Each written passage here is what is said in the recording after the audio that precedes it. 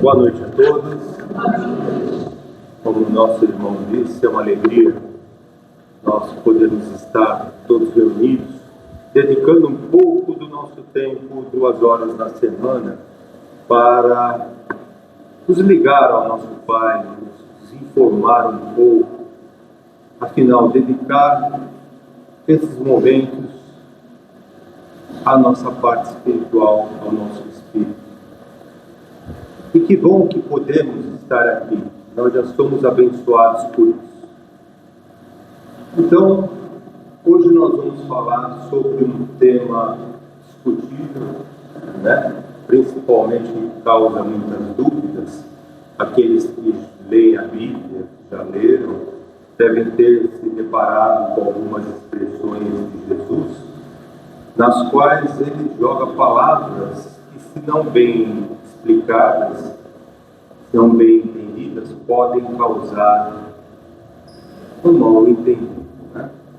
E essa lição hoje, ela nos vem falar, ela está lá no Evangelho segundo o Espiritismo, é o capítulo 23. Esse capítulo fala sobre a moral estranha. É um capítulo interessante porque fala justamente dessas frases que Jesus nos fala.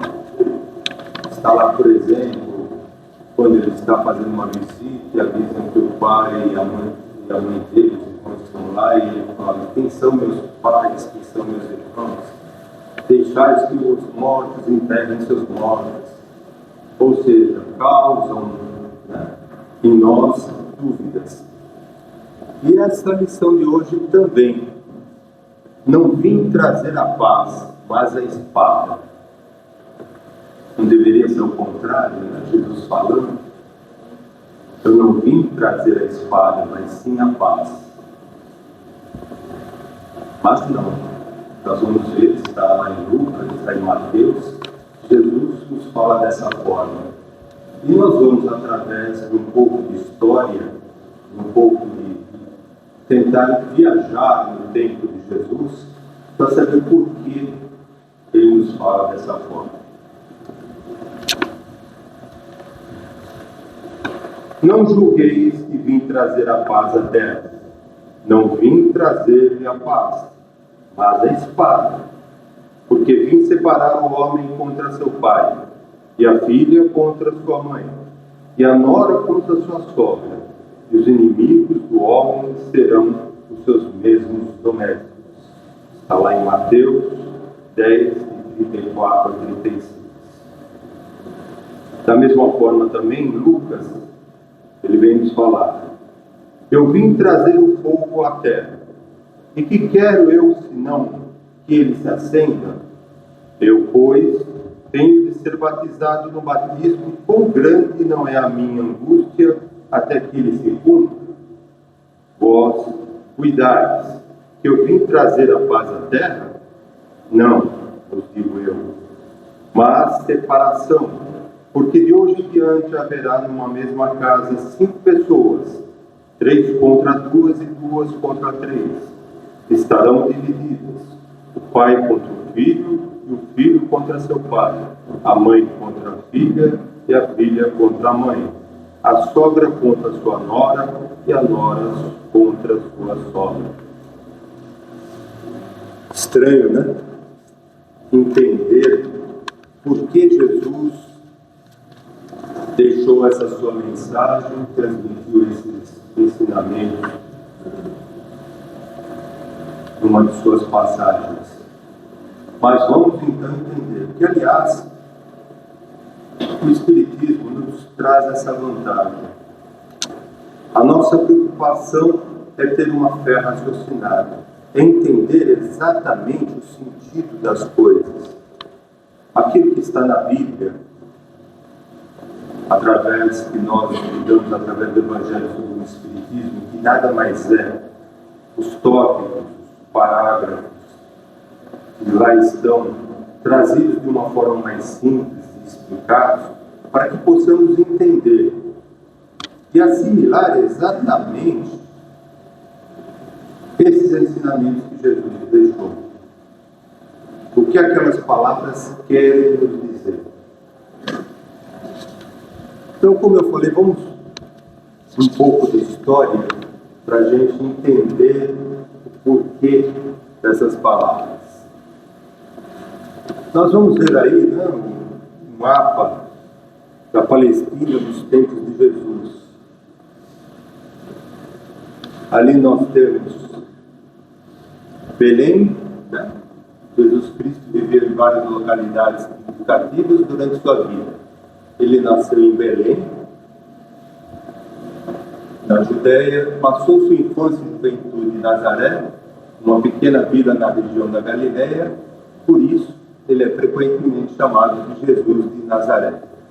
E durante o seu ministério, ele se estabeleceu em Cafarnaum, às margens do mar da Galileia, se tornou uma base para seus ensinamentos e milagres. É ali. Que, aliás, foi ali que Jesus andou sobre as águas, que, na verdade, não é um mar, é um grande lago, extenso, né? Que fica ali naquela região de Cafarnaum. Bem, dá para a gente verificar praticamente aqui por onde Jesus andou naquela época. Né? Muitas das cidades que ele passou, que fez seus milagres, e comparativamente a esse mapa da atualidade, em que nós vemos aqui Israel, a faixa de Gaza, tão conhecida faixa de Gaza, sofrida, e os países que hoje formam essa região. Ou seja, Jesus, na sua peregrinação, em tão pouco tempo, praticamente, que ele se dedicou, né, alguns anos, ele conseguiu visitar muitas cidades, deixar a sua mensagem a todos aqueles que se interessavam, né, em ouvir o que ele tinha de bom para trazer. A verdade, a realidade. Mas não foi tão fácil assim. Ele encontrou nessa terra, né? Não dá para ver. Então aquela região toda ali era dominada pelos romanos. Na política, né? Essa região da Judéia estava sob o domínio do Império Romano. O governador romano mais conhecido desse período era Pôncio Pilatos, que governou a Judéia entre 26 a 36 depois de Cristo. Então, praticamente, né, toda a maioridade de Jesus, ele viveu sob esse governo. Ele é lembrado principalmente pelo seu papel no julgamento e crucificação de Jesus. Ou seja, politicamente, nós tínhamos um Império Romano, onde as leis eram rígidas, onde algumas normas eram bem destacadas em termos da obediência e não constranger os seus governantes. Na religião, a religião predominante na Judéia era o judaísmo monoteísta, Jeová, né? Que moldava a vida cultural, social e espiritual da população. O judaísmo da época era diversificado com grupos como os fariseus, saduceus, essênios e zelotes, cada um com suas próprias interpretações da lei e tradições judaicas. Seguia as tradições da lei do Torá. Então Jesus encontra um governo totalmente autocrático, né, no qual o paganismo era amplamente praticado no Império Romano e também, paralelamente, encontrava os judeus, que tinham as suas normas rígidas, seus pensamentos bem formados dentro do seu credo, mas que também se postaram contra Jesus, principalmente pelas suas ideias, nas quais ele procurava demonstrar todo o sentimento de amor, de caridade e principalmente de igualdade. Então, nós vamos encontrar de um lado os judeus com a sua religião, com seus conhecimentos bem rígidos, e do outro lado o paganismo, onde havia o politeísmo, ou seja, os romanos adoravam vários deuses. Tinha Zeus, Atenas, Apolo. Então, ele tinha que, primeiramente, colocar as suas ideias, mostrar a que veio. Afinal, Jesus não veio à toa, não veio de passagem aqui na Terra, simplesmente para colocar a sua ideia. Ele veio, sim, para mostrar a todos as leis do nosso Pai. De como a sociedade, como o nosso planeta, como todos aqueles que aqui viviam, deveriam entender e se comportar para que houvesse, sim, o progresso necessário a todos nós. Né?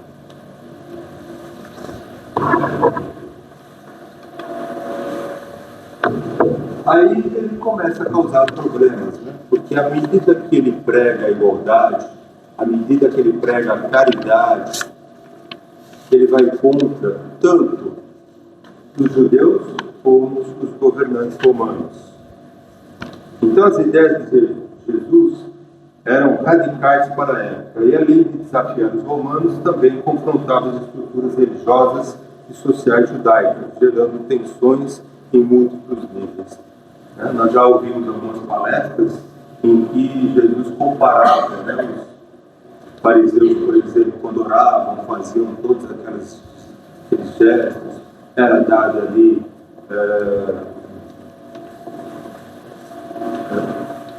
sacrifícios ainda naquela época, e ele encontra essa situação. Então, nós já percebemos que na tranquilidade, só na paz, ele não conseguiria impor os seus ideais, os seus pensamentos. Então, primeiro, quem ele desafia? O Império Romano. O reino de Deus, como desafiou o poder romano. Quando Jesus falava sobre o reino de Deus, ele apresentava uma visão de um mundo justo e igualitário que era governado por valores espirituais, não políticos. Tanto que ele foi arguído, perguntaram a ele, mas você é rei de quê? Qual o seu reino? Ele falou, meu reino não é deste mundo. Eu não vim aqui competir por um reino. Eu não sou o rei de uma terra. Eu não tenho servos, eu não tenho seguidores. Também foi contra os romanos, porque a sociedade deles tinha hierarquia muito rígida, Eram os patrícios, que eram elite, os plebeus e os escravos. Não havia mobilidade, não havia nenhuma estrutura que permitisse alguém sair de uma posição para outra. Ou seja, quando Jesus fala que somos todos iguais, começa o questionamento. Se eu tenho poder, se eu sou governante, se eu mando, se eu tenho escravos, eu não quero que essas pessoas ouçam tais palavras, esses pensamentos, essas ideias.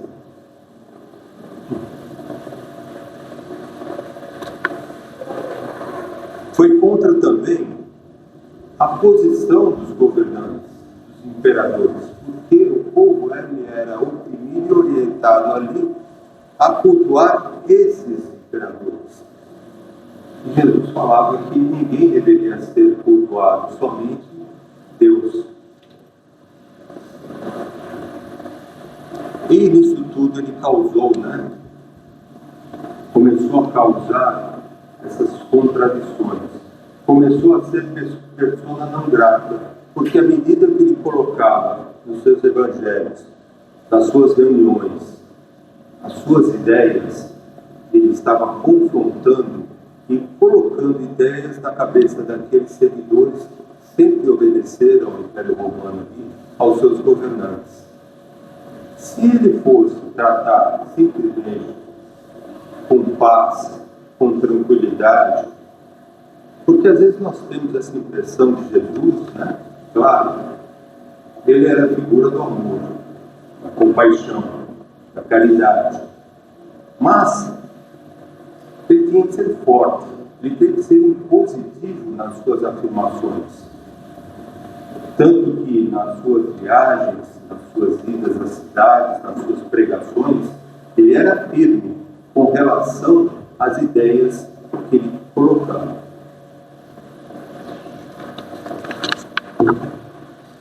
Então, na época, ele começou, sim, além daqueles seguidores, dos apóstolos, daqueles que acreditavam nas suas ideias e que viam nele o Salvador, porque ele trazia uma mensagem de amor, ele possibilitava as pessoas terem a possibilidade de se sentirem iguais,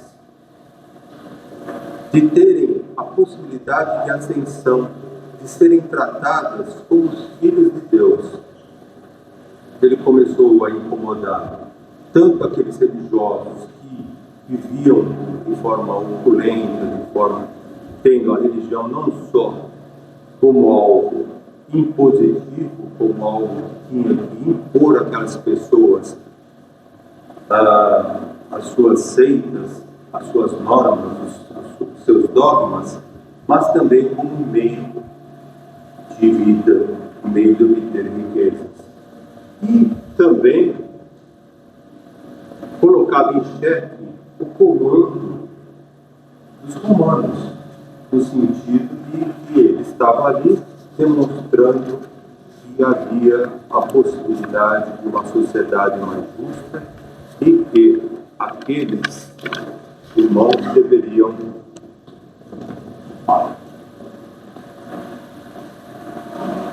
por favor, dá uma olhadinha no notebook que saiu a minha tela.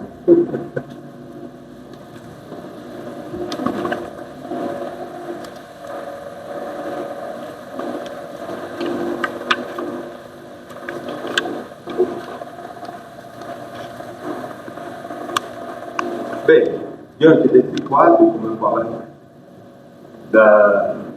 do que ele estava ali no momento, colocando em polvorosa toda uma estrutura criada durante séculos sob o domínio dos romanos, por esse motivo, infelizmente, a crucificação de Jesus foi tanto um ato de opressão política quanto religiosa. Ao mesmo tempo, sua mensagem de amor, compaixão e justiça continuou a reverberar, levando ao crescimento do cristianismo, mesmo sob perseguições. Mesmo após a sua crucificação, seus apóstolos, aqueles que o seguiam, continuaram levando a sua palavra. Continuaram, sim, indo contra aquele regime que ali estava. Mas, como tudo se perde, nem todos entendem de uma forma correta, começou-se a diversificar. Aquelas palavras puras, aqueles ideais puros que Jesus tinha colocado, começaram a ser um pouco deturpados, muitas seitas se criaram. Mas foi assim que o cristianismo conseguiu se desenvolver e crescer. Durante mais de 300 anos, os cristãos foram perseguidos, foram mortos. Todos aqueles que mostravam simpatia aos ensinamentos de Jesus eram perseguidos. Mas Jesus não veio aqui trazer uma posição sua. Ele não veio aqui trazer algo próprio. Ele veio, sim, trazer o amor de Deus a todos nós. Mostrar a possibilidade de uma vida melhor, de uma vida espiritual que nem todos conheciam.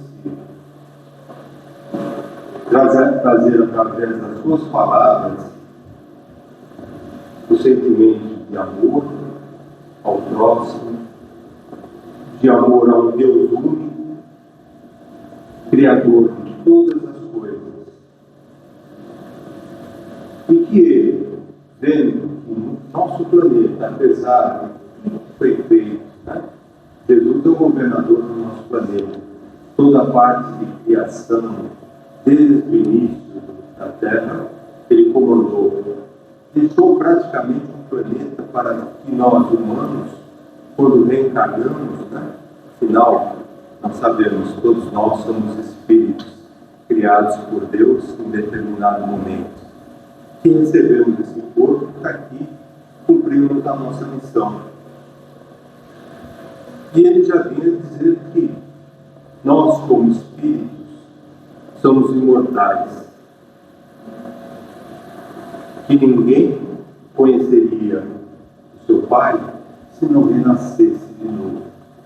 Para que nós tivéssemos oportunidades de, através dessas vidas, dessas reencarnações consecutivas, do nosso progresso.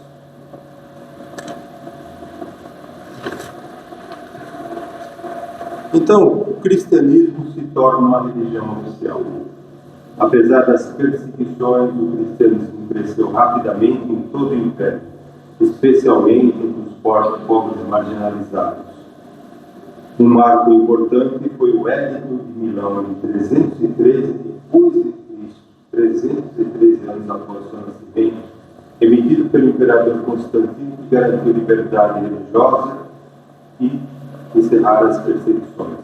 Em 380 depois de Cristo, o imperador Teodósio declarou o cristianismo como religião oficial do Império Romano, consolidando sua posição como uma das maiores forças culturais e espirituais do mundo ocidental. Então é nesse sentido que quando Jesus falou que veio trazer a espada, ele sabia que muitas disputas ocorreriam, muitas distensões. Afinal, a partir do momento em que ele coloca uma nova possibilidade, um novo ensinamento, demonstrando como nós podemos chegar ao nosso Pai Criador, aquelas todas as religiões, aquelas seitas todas, claro, lutariam para que permanecessem com seus dogmas. A ascensão do cristianismo trouxe profunda mudança na sociedade romana. E além, valores cristãos como a compaixão, caridade e igualdade começaram a moldar a legislação e as práticas sociais. Igrejas, mosteiros se tornaram centros de aprendizado e assistência, desempenhando papéis importantes na preservação da cultura e na promoção da educação. Veja só o alcance das mudanças que Jesus conseguiu. Através daquele curto espaço de tempo que ele pregou, que ele colocou os seus ensinamentos de amor, de compreensão, em que todos deveriam, juntos, lutar pelo seu progresso. E esse progresso só pode acontecer através da prática do amor. E foi essa mensagem maior que ele colocou. E é claro que essa semente, ela foi sendo germinada e ela floresceu. E deu frutos. 380 anos depois, o cristianismo, então, se tornou a religião oficial dos romanos.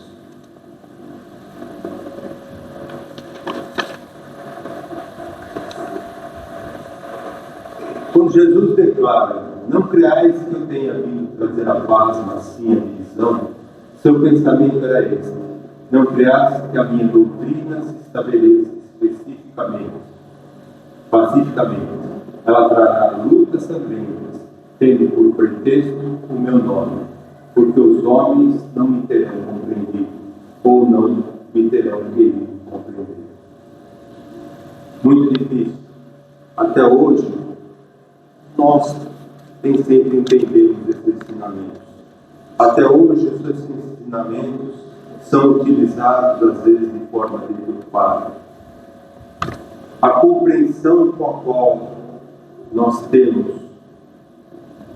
sobre o cristianismo, sobre esses ensinamentos de Jesus, ou seja, a forma de como nós devemos nos comportar, no que nós devemos acreditar, os valores que nós devemos ter, ainda é confusa. Se nós pegarmos, falamos aqui dessa época em que Jesus viveu e as suas consequências momentâneas. Mas o cristianismo, ele prevaleceu até praticamente o século XVII, de uma forma na qual ele era totalmente governado pela igreja, por essa igreja romana, onde nós falamos que até o século XVII ocorria na Europa o obscurantismo, ou seja, era o domínio da igreja junto com os burgueses ao contrário, aqueles reis, e toda aquela sociedade vivia em função desses dois centros. Não existia a possibilidade de ascensão. Aqueles que não fossem nobres ou da igreja viviam sim quase que como escravos, trabalhadores a produzir para essas duas instituições. Não é porque Jesus trouxe a palavra, trouxe todos os ensinamentos, que eles foram levados a isso. Na verdade, o homem tende, infelizmente, a às vezes deturpar esses valores em proveito próprio. Modificar essas orientações, esses ensinamentos, de forma que às vezes nem sempre sejam favoráveis àqueles que o seguem. Mas é onde nós falamos que nós devemos ter uma fé raciocinada. Nós procuramos entender o que acontece. E após esse período de trevas, onde muitas guerras em nome da religião foram travadas, começou a surgir, através do século XVII, século XVIII, o iluminismo, com aqueles pensadores da época, René Descartes e tudo mais. Foi quando foi modificando essa tendência, a existência desse tipo de governo, onde a igreja deixou de comandar, onde começou a surgir, sim, a possibilidade dos comércios, da burguesia, e onde a liberdade de expressão e os pensadores começaram a conseguir publicar os seus livros, as suas ideias. Foi nessa época que, a partir daí, se criou, sim, a possibilidade de mudança. Mas como modificar? Se Jesus esteve conosco, deixou claro as suas intenções, deixou claro os ensinamentos do nosso Pai, e eles não foram levados à vista, como modificar? Jesus nos disse: a guerra sucederá a paz, ao ódio dos partidos, a fraternidade universal, as trevas do fanatismo, a luz da fé esclarecida. Então, quando o campo estiver preparado, eu vos enviarei o Consolador, o Espírito de verdade, que virá restabelecer todas as coisas, isto é, que dando a conhecer o sentido verdadeiro das minhas palavras, que os homens mais esclarecidos poderão, enfim, compreender, porá termo à luta fratricida que desune os filhos do mesmo Deus.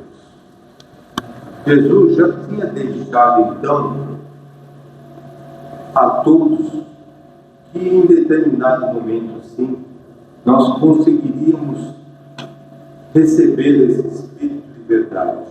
Seria enviado, então, aquele que nos traria a verdade, que explicaria de forma correta, sem favoritismo, sem interesse, os verdadeiros ensinamentos de Jesus. E foi nessa época, em torno de 1800, que começou a surgir a doutrina espírita. Allan Kardec, através da observação dos fenômenos que já ocorriam, e que eram fenômenos conhecidos já desde a antiguidade, então começou a fazer estudo e, através da ajuda dos espíritos elevados, inclusive o Espírito da Verdade, começou a escrever a doutrina espírita, a codificação. E nela, nós conseguimos conhecer essa verdade que Jesus acabou nos deixando de uma forma limpa, de uma forma que nos permite entender, não só através de uma fé raciocinada, sem dogmas, sem promessas, o que realmente nós somos. Filhos de Deus, criados à sua imagem, espíritos nascidos simples e ignorantes em algum momento, e que estamos nesse processo evolutivo. Com certeza, para nós estarmos aqui hoje, nós já somos abençoados através desse progresso, porque nos permite, se nós colocarmos por tudo talvez que nós já passamos, talvez tenhamos vivido nessas épocas antigas, e através do conhecimento nós estamos aqui. E continuamos buscando, porque talvez as informações que nós tivemos até hoje, elas não nos satisfazem, não conseguiram responder às nossas perguntas, não conseguiram nos explicar as diferenças que existem na sociedade, as dificuldades que nós enfrentamos, os sofrimentos pelos quais nós passamos. Quando nosso companheiro nos alertou que nós devemos deixar um pouco as nossas buscas pelas coisas materiais, ele estava falando justamente isso. A partir do momento que nós buscamos o nosso esclarecimento espiritual, através do conhecimento, através do entendimento de quem nós somos, a nossa vida começa a se modificar. Nós começamos a entender que não adianta só nós vivermos a nossa vida material.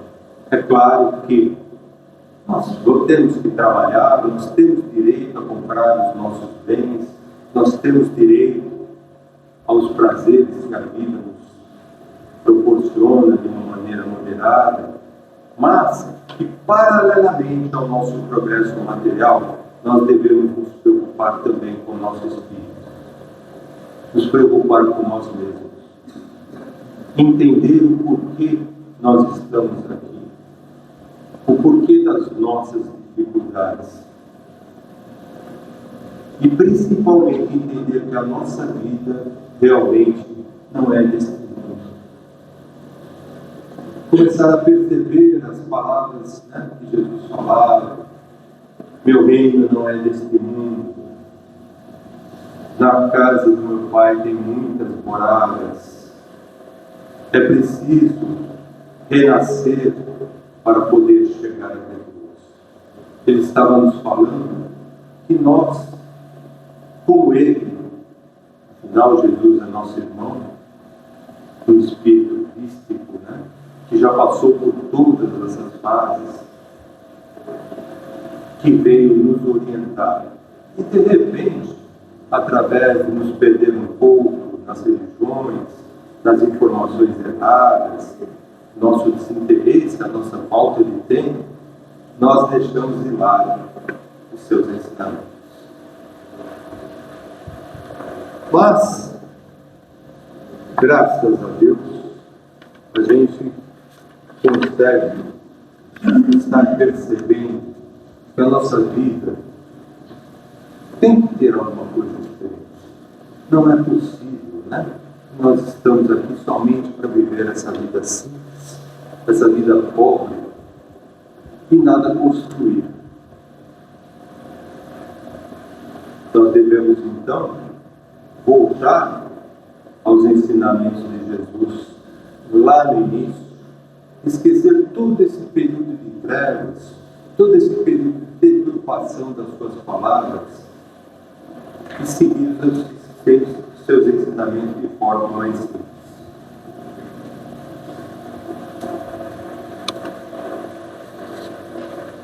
O Espiritismo vem realizar na época prevista as promessas do Cristo. Entretanto, não pode fazer sem destruir os abusos. Como Jesus, ele topa com orgulho, o egoísmo, a ambição, a stupidez, o fanatismo cego, os quais, levados às suas últimas trincheiras, tentam barrar o caminho e lhe suscitam entraves e perseguições. Será que é tão complicado? Será que nós temos que nos sacrificar o nosso corpo? Será que nós temos que seguir dogmas, seguir leis, como os fariseus faziam naquela época, com seus seguidores? Qual é a lei maior que nós devemos seguir? Amar a Deus sobre todas as coisas e ao próximo como a ti mesmo. Se eu conseguir fazer isso, eu já estou trabalhando para ser uma boa pessoa. Eu já estou praticando os ensinamentos que Jesus nos deixou. Fora da caridade não há salvação. Porque se nós não somos caridosos, se nós não amamos o próximo, e principalmente amamos a nós mesmos, e para amar ao próximo precisamos nos amar, nós não conseguimos fazer nada por nós. Entender que nós, como os filhos de Deus, que somos irmãos de Jesus, temos força, temos energia, e que às vezes nos esquecemos do nosso poder. Jesus falava aos seus apóstolos, quando eles não conseguiam fazer os milagres, a sua pouca fé não deixou que você o fizesse. E às vezes nós perdemos a fé. Essa fé que às vezes é vendida, essa fé que é nos transmitida de forma errada. A fé simples, a fé é acreditar em Deus, é seguir os ensinamentos de Jesus, é nos elevarmos ao Pai, conversar com Ele através da prece, da nossa oração, vinda do coração, vinda da nossa necessidade de ajuda. As nossas vibrações, os nossos pensamentos, quando oramos, se transformam em energia que são levadas aos Espíritos, todo espaço, que transmitem a Deus as nossas necessidades. Nós recebemos auxílio como estamos recebendo aqui, esse auxílio dessa equipe espiritual que está nos ajudando, que nos trouxe até essa casa para buscar respostas aos problemas que nós temos, sejam eles de quaisquer que forem. Talvez a gente não consiga solucioná-los, porque talvez tenhamos que passar por eles para o nosso aprendizado, mas com certeza nós seremos reerguidos. Nós sentiremos o auxílio de Deus, nós sentiremos aquela força que nos permite continuar vivendo, que nos dá força para ultrapassar os nossos problemas. Mas para que isso aconteça, nós também temos que erguer a nossa espada com Jesus, a espada da nossa fé, a espada da certeza que nós somos filhos de Deus, que devemos ser boas pessoas, que devemos colocar em prática os seus ensinamentos. Ah, mas a sociedade não é assim que funciona. Parece que aqueles que não fazem o bem, que agem de forma errada, é que se dão bem nessa sociedade. Será? Mas que justiça é essa de Deus, então, que permite que uns sofram mais que outros, que uns fiquem mais doentes que outros, que venham possibilitados? Ela é só explicada justamente pelas palavras que Jesus nos deu. A oportunidade de nós renascermos, a oportunidade de nós resgatarmos as nossas falhas e principalmente de aprender. Nós já estamos nessa fase, não estamos mais vivendo aquelas situações daquela época. A nossa sociedade já é organizada. O bem prevalece, apesar de nem sempre nós percebemos. As pessoas boas são muito mais do que aquelas que fazem mal. E essa mensagem que Jesus deixou. Então, é simples. Os seus ensinamentos estão aí, na Bíblia, no Evangelho. Jesus nos deixou toda a sua cartilha. Trilhai o caminho do bem. Entrai pela porta estreita, onde todos aqueles que praticam o bem terão sim a sua paz, o seu benefício, a sua recompensa. acreditar em você como meu filho, como irmão de Jesus, na sua força, porque eu vos criei e eu não quero o seu mal, eu vos criei para ser felizes. Nós, infelizmente, às vezes, por não sabermos, por não termos a orientação, buscamos o caminho errado, fazemos aquilo que não devemos. As nossas decisões são erradas, afinal Deus nos deu o livre-arbítrio. E foi isso que Jesus veio fazer naquela época, mostrar o caminho, mostrar como nós devemos fazer. Por isso que ele teve que enfrentar todas aquelas dificuldades. E assim mesmo a sua voz ficou. Os seus ensinamentos estão aqui. Vamos segui-los. Vamos ouvir no nosso ouvido sempre a sua voz falando. Fora da caridade não há salvação. Amai ao próximo como a ti mesmo. Fazei o bem. Essas são as orientações de Jesus. Que Ele esteja conosco sempre, nas nossas dificuldades, no nosso caminho, no nosso dia a dia com a nossa família, nos ajudando a levantar a nossa cabeça, entender que a nossa vida, infelizmente, tem esses percalços, mas que nós não somos prejudicados, que Ele olha por nós sempre e não nos esquece jamais. Assim, com certeza, nós conseguiremos atingir a felicidade. Assim, com certeza, conseguiremos ultrapassar os nossos obstáculos de uma forma mais tranquila, sabendo que Deus está conosco, que Jesus olha por nós, que os nossos anjos de guarda, os nossos mentores e a espiritualidade amiga está sempre em nosso dia. Que Deus nos abençoe.